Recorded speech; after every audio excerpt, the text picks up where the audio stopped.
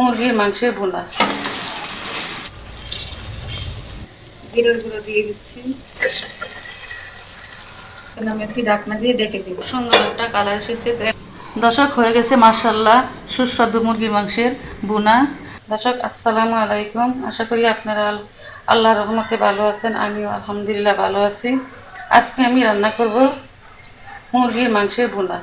এখানে আমি 1 কেজি 200 গ্রাম মুরগি নিয়েছি 1 চামচ ধনিয়া গুঁড়া, জিরা গুঁড়া নিয়েছি 1 চামচ, আদা বাটা নিয়েছি 1.5 চামচ, মরিচের গুঁড়া নিয়েছি 1 চামচ, হলুদের গুঁড়া নিয়েছি 1 চামচ, আর নিয়েছি এলাচ 3 টুকরা, দারুচিনি আছে এখানে 5-6টা, লবঙ্গ আছে 4-5টা, আর একটা তেজপাতা নিয়েছি ছিঁড়ে, আর পেঁয়াজ নিয়েছি 1 কাপ। এখন আমি এগুলো রান্না করব। দর্শক, এখানে আমি পরিমাণ মতো তেল দিয়ে দিচ্ছি। এখন আমি দারুচিনি দিয়ে দিচ্ছি এলাচ, লবঙ্গ দিয়ে দিব, তেজপাতা। আমি এগুলো ভালোভাবে নাড়াচাড়া করব। এখন আমি পেঁয়াজ দিয়ে দিচ্ছি। পেঁয়াজগুলো আমি রিং রিং করে কেটে নিয়েছি। দর্শক, এখানে সামান্য পরিমাণ লবণ দিয়ে দিচ্ছি যাতে পেঁয়াজটা তাড়াতাড়ি সিদ্ধ হয়।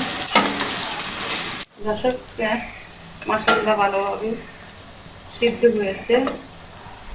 এখন আমি সবার আগে আদা বাটা দিয়ে দিব। এখানে আমি রসুন বাটা দিয়ে দিচ্ছি 1.5 চামচ। আমি নাড়াচাড়া করবো যাতে কাঁচা গন্ধটা মশলা চলে গেছে। এখন হলুদের গুঁড়ো দিব, দিয়ে দিচ্ছি মরিচের গুঁড়া, জিরার গুঁড়ো দিয়ে দিচ্ছি। অল্প পানি দিয়ে দিচ্ছি যাতে মশলাটা ভালোভাবে কষানো হয়। এখানে দিয়ে দিচ্ছি ধনিয়া গুঁড়া, আবারও নেড়ে ছেড়ে দিব। এখানে দিয়ে দিচ্ছি হাফ চা চামচ কালো গোলমরিচের গুঁড়া, এখানে দিয়ে দিব হাফ চা চামচ গরম মশলার গুঁড়া। বন্ধুরা, মশলাটা কষানো হয়েছে, তেলটা উপরে চলে আসছে এবং ছাড়া হয়েছে। এরকম হলে মনে করবেন যে মশলা ভালোভাবে ইনশাল্লাহ কষানো হয়েছে। এখন আমি মুরগির মাংসগুলো দিয়ে দিব। আমি আগেই মুরগির মাংস পানি জড়িয়ে নিয়েছিলাম, ভালোভাবে নেড়ে ছেড়ে দিচ্ছি। মুরগির মাংসের গন্ধটা অনেকে গন্ধর জন্য খেতে পারেন না, তাই আপনারা লবণ দিয়ে কিছুক্ষণ ভিজিয়ে রাখবেন, তারপরে ধুয়ে পানি জড়িয়ে নেবেন যাতে করে গন্ধটা না থাকে। পরিমাণ মতো লবণ। যত কষানো হয়েছে, এবার আমি সামান্য জল দিব। কষানো হয়েছে তার মানে বুঝলেন যে তেলগুলো উপরে আসলে তাহলে কষানো হয়েছে ঠিক মতন। এখন আমি অল্প পরিমাণে জল দিব। আমি একটি ঢাকনা দিয়ে ডেকে দিব। দর্শক, প্রায় হয়ে যাচ্ছে মুরগির মাংসের ভুনা। এখন আমি একটু চুলা কমিয়ে দমে রাখবো কিছুক্ষণ। আবারও আমি ডেকে দিচ্ছি একটা ঢাকনা দিয়ে।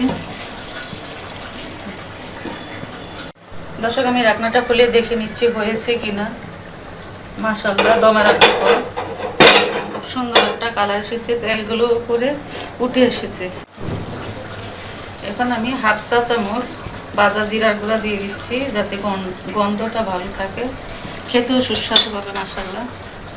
দর্শক, হয়ে গেছে মাশাআল্লাহ সুস্বাদু মুরগির মাংসের ভুনা। এইভাবে আপনারাও রান্না করে খাবেন, ইনশাল্লাহ মজা পাবেন। আশা করি আল্লাহর রহমতে সবার কাছে ভালো লাগবে। আজকের এই রেসিপিটা আপনাদের কাছে কেমন লেগেছে? ভালো লাগলে লাইক দিবেন, শেয়ার করবেন এবং শিলা রান্নার চ্যানেলটাকে মেহেরবানি করে সাবস্ক্রাইব করে দিবেন।